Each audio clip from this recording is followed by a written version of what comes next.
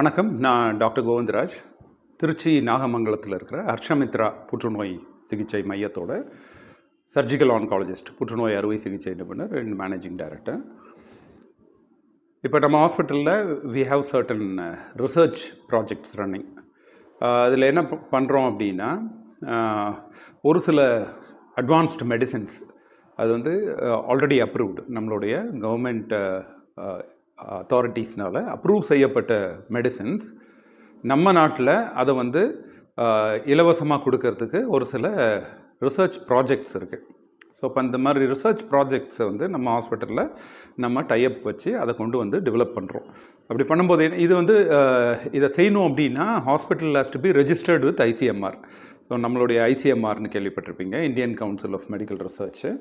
அது வந்து government body. இது வந்து ஒரு சில செலக்டட் சென்டர்ஸ், ஹாஸ்பிட்டல்ஸ் மட்டும்தான் அப்ரூவ் பண்ணுவாங்க இந்த மாதிரி ட்ரையல்ஸ் ரன் பண்ணுறதுக்கு, ரிசர்ச் பண்ணுறதுக்கு. ஸோ அந்த வகையில் ஹர்ஷமித்ரா ஹாஸ்பிட்டல் இங்கே வந்து ஒரு இன்ஸ்டிடியூஷன் எத்திக்கல் கமிட்டி இருக்குது. அந்த எத்திக்கல் கமிட்டியோட ரோல் என்ன அப்படின்னா, இந்த மாதிரியான மெடிசின்ஸ் அல்லது ஏதாவது ஒரு ட்ரையல், ஒரு பேஷண்ட் மேலே ஒரு ரிசர்ச் ப்ராடக்டை நம்ம பயன்படுத்துகிறோம் அப்படின்னா அந்த எத்திக்கல் கமிட்டி அப்ரூவ் செய்யணும். இந்த எத்திக்கல் கமிட்டி வந்து ஹாஸ்பிட்டலோட பாடி கிடையாது, இது வந்து ஒரு தேர்ட் பார்ட்டி பாடி. அதில் டாக்டர்ஸ் இருப்பாங்க, லாயர்ஸ் இருப்பாங்க, சோஷியல் ஒர்க்கர்ஸ் இருப்பாங்க, லே பர்சன்ஸ் இருப்பாங்க, ஒரு சோஷியல் சர்வீஸ் பண்ணுற பர்சன்ஸ் இருப்பாங்க. இவங்களெல்லாம் வச்சு ஒரு தேர்ட் பர்சன் பாடி ஒன்று உருவாக்கி இதை வந்து ஐசிஎம்ஆரில் பதிவு பண்ண பிறகு அதன் பரிந்துரையின் பேரில் தான் இங்கே வந்து ரிசர்ச் நடக்கும். ஸோ அந்த மாதிரி ஹர்ஷமித்ரா கேன்சர் சென்டர் வந்து ஒரு ரிசர்ச் இன்ஸ்டிடியூட்டும் கூட. இப்போ இந்த ரிசர்ச் இன்ஸ்டிடியூட்னால என்ன பெனிஃபிட் பேஷண்ட்ஸ்க்கு அப்படின்னா, ஒரு சில மெடிசின்ஸ் வந்து ரொம்ப காஸ்ட்லியாக இருக்கும். லைக் ஃபார் எக்ஸாம்பிள், ஒரு இன்ஜெக்ஷனே வந்து 1 lakh அளவுக்கெல்லாம் மெடிசின்ஸ் இருக்குது. ஸோ அந்த மாதிரி இதெல்லாமே தான் இப்போ லேட்டஸ்ட்டாக வரக்கூடிய மெடிசின்ஸ். இதெல்லாம் வந்து டார்கெட் தெரப்பின்னு சொல்லுவோம். இந்த டார்கெட் தெரப்பி என்ன அப்படின்னா, கீமோதெரப்பி மாதிரி இல்லாமல் டைரெக்டாக கேன்சர் செல்லை மட்டும் செலக்ட் பண்ணி அழிக்கக்கூடிய ஒரு ப்ராப்பர்ட்டி இருக்குது இந்த மாதிரி மெடிசின்ஸ்க்கு. இந்த மெடிசின்ஸ் எல்லாம் சாமானிய மக்களால் அது வந்து எடுத்துக்கவே முடியாது. ஏன்னா ஒரு இன்ஜெக்ஷன் 1 lakhன்னும் போது உங்களுக்கே தெரியும், அதை எடுத்துக்கிறது ரொம்ப சிரமம். இந்த மாதிரி டைமில் தான் இந்த ரிசர்ச் வந்து நமக்கு ரொம்பவே கை கொடுக்குது. அப்போ இந்த ரிசர்ச் கம்பெனிஸ் என்ன பண்ணுவாங்கன்னா, இந்த மாதிரி மெடிசின்ஸை அவங்க வந்து அவங்களுடைய அப்ரூவல் பர்பஸ்க்காக அதை வந்து ஒரு சர்டன் நம்பர் ஆஃப் பேஷண்ட்ஸ் மேலே பயன்படுத்தி இருக்கணும். ஆனால் இது எல்லாமே வந்து எதுவுமே அப்ரூவ் செய்யப்படாத ட்ரக்ஸ் கிடையாது, எல்லாமே அரசாங்கத்தால் அப்ரூவ் செய்யப்பட்ட மெடிசின்ஸ்.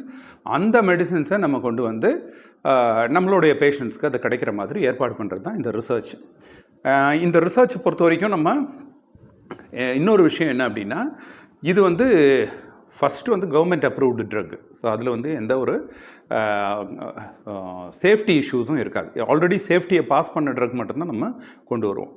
செகண்ட் என்ன அப்படின்னா, இந்த மெடிசின்ஸ் வந்து பயன்படுத்துகிறதா இருந்தால் அந்த பேஷண்ட்ஸ் வந்து சம்மதம் தெரிவித்தா மட்டும்தான் அதை அவங்களுக்கு கொடுப்போம். ஸோ அப்போ ரிசர்ச்சில் அவங்க என்ரோல் ஆகிட்டாங்க அப்படின்னா இந்த மெடிசின்ஸ் எல்லாமே டோட்டலி ஃப்ரீயாக கிடச்சிரும் அவங்களுக்கு. அவங்க அந்த கன்சென்ட் ஃபார்ம் எல்லாம் சைன் பண்ணுவாங்க. அவங்க அந்த மெடிசின் பற்றி ஃபுல்லாக புரிஞ்சுக்கிட்டு அதை வந்து டாக்டர்ஸ் நாங்கள் எக்ஸ்பிளைன் பண்ணுவோம். அதுக்கப்புறம் வில்லிங்னா அந்த மெடிசின்ஸை கொடுப்போம். மூணாவது விஷயம் என்ன அப்படின்னா, இந்த இன்ஸ்டிடியூஷன் எத்திக்கல் கமிட்டி இதை வந்து அப்ரூவ் பண்ணணும்.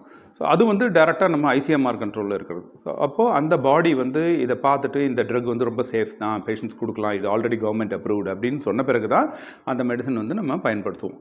இப்போ இதனால் நமக்கு வந்து ரொம்ப விலை ஜாஸ்தியான மெடிசின்ஸ் எல்லாமே வந்து பேஷண்ட்ஸ்க்கு ஃப்ரீயாக கிடைக்குது. அப்போ இது வந்து ரொம்ப புவர் பேஷண்ட்ஸ் கூட நம்ம வந்து ஒரு அமெரிக்கா போய் தான் எடுத்துக்கக்கூடிய ட்ரீட்மெண்ட்டை கூட அவங்க இங்கே எடுத்துக்க முடியும். அதே ட்ரக் வந்து நம்ம இங்கே ப்ரொவைட் பண்ணுறோம். ஸோ இது வந்து ஒரு பயங்கரமான பெனிஃபிட்டாக நான் பேஷண்ட்ஸ்க்கு பார்க்குறேன். ஸோ இதன் மூலம் நிறைய பேஷண்ட்ஸ்க்கு நாங்கள் வந்து ட்ரீட்மெண்ட்டு நியூ ட்ரக்ஸில் வந்து கொடுத்துட்ருக்குறோம். அதில் ஒரு ட்ரக் தான் வந்து இந்த இமாட்டினிப் மெசிலேட் அப்படிங்கிறது. இந்த இமாட்டினிப் அப்படிங்கிறது வந்து ஒரு வகையான இரத்த புற்றுநோய்க்கு கொடுக்குறது, பிளட் கேன்சர், அதாவது சிஎம்எல், அதாவது கிரானிக் மைலாய்டு லுக்கீமியா அப்படின்னு சொல்லக்கூடிய ஒரு வகை பிளட் கேன்சருக்கு யூஸ் பண்ணக்கூடிய இந்த டேப்லெட். இந்த மாத்திரை வந்து அது ரொம்ப இன்ட்ரடியூஸ் ஆனப்போ ரொம்ப காஸ்ட்லியாக இருந்தது, நிறைய பேருக்கு கிடைக்காம இருந்தது. நாங்கள் வந்து இதை 2011-12 அந்த டைம்லேயே வந்து நாங்கள் அதை ரிசர்ச் ப்ராஜெக்டாக எடுத்துகிட்டு வந்து நம்மளுடைய பேஷண்ட்ஸ்க்கு கொடுக்க ஆரம்பித்தோம். அப்போ அதன் மூலம் என்ரோல் பண்ண பேஷண்ட்ஸ் இன்ன வரைக்கும் நல்லா இருக்காங்க. 2011 கொடுத்த பேஷண்ட் இப்போ மோர் தென் 10 years. அந்த பேஷண்ட்ஸ் எல்லாமே அந்த மெடிசின்ஸை எடுத்துக்கிட்டு இப்போ வந்து கம்ப்ளீட்டாக அந்த டிசீஸில் சிம்டம்ஸே இல்லாமல் அவங்க இருந்துகிட்ருக்காங்க. இதுக்கு காரணம் நம்ம வந்து இந்த ரிசர்ச் ப்ராடக்ட்டில் அவங்கள என்ரோல் பண்ணி அந்த டேப்லெட் வந்து அவங்களுக்கு ஃப்ரீயாக வாங்கி கொடுத்துருக்கோம். இல்லைனா அவங்க அதை அஃபோர்ட் பண்ணியிருக்க மாட்டாங்க. ஸோ இந்த மாதிரி நிறைய ட்ரக்ஸை வந்து ஹர்ஷமித்ரா ஹாஸ்பிட்டலில் ரிசர்ச் ப்ரோட்டோக்காலில் நிறைய பேஷண்ட்ஸ்க்கு நம்ம கொடுத்துட்ருக்குறோம். இந்த வாய்ப்பை கூட நம்ம பயன்படுத்திக்கலாம்.